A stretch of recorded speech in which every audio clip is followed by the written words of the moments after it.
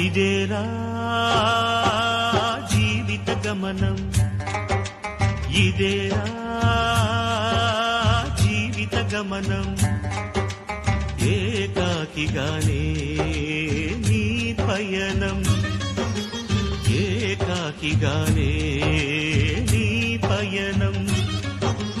ఒంటరిగా వస్తావు నువ్వు, ఒంటరిగానే పోతావు.